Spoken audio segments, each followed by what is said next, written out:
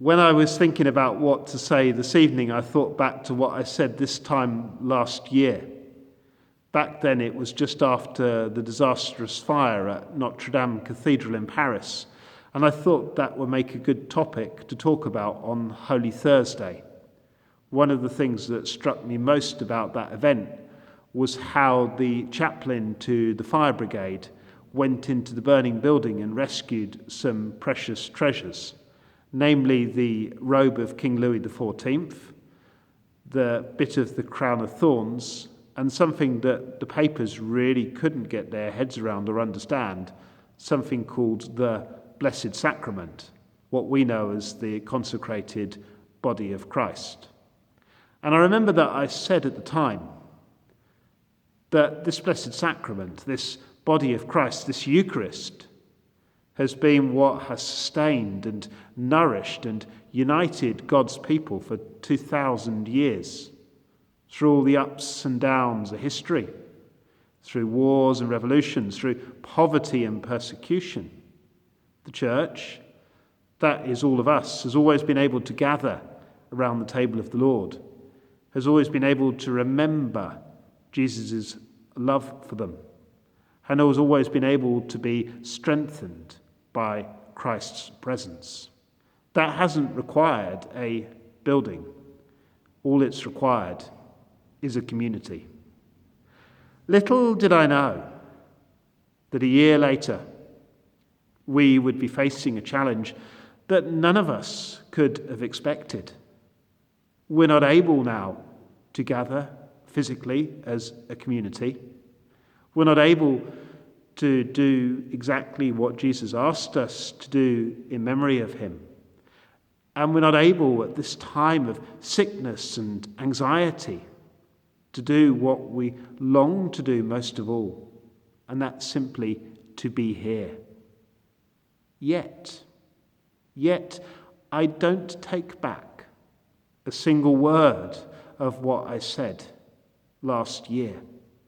Yes, it's painful that we're not able to gather here tonight or indeed at Easter. But it's necessary, and it's right for now that we don't. It might seem like a very long time that we've got to be away, that we've got to be at home most of the time. But it won't last forever. We will gather again. We will celebrate the Eucharist again. And as the Queen said last Sunday, we will be with our families and friends again. We will meet again. It's just that the last time that we were nourished by receiving Holy Communion, well, that nourishment might have to last us a little bit longer now, but I believe that it will. However, although we're not able at this time to do one of the bits of the thing that Jesus asked us to do in his memory, there is another bit that we can do, and that is the washing of the feet. Again, this is something that, given current restrictions, we probably can't do literally, but we can do it in other ways. There is a reason why the Eucharist and the washing of the feet go together. It makes no sense for us to gather and to remember the one whose body was broken for us and whose blood was poured out for us unless we're prepared to do the same for others. I have given you an example, Jesus said, that you may copy what I have done for you. We cannot receive Jesus in Holy Communion, but we can give of him in our service and care for each other. So don't think that tonight any of us are separated from the Eucharist. Yes, you might want to wish to be able to reach through the screen you're looking at right now and be present here. And I certainly miss all of you.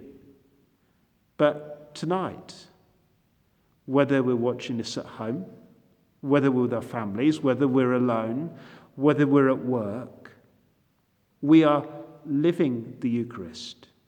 We're living what we would ordinarily celebrate every weekend, just at this time, in a different way. We who are not able at the moment to receive the body of Christ are called to be his body.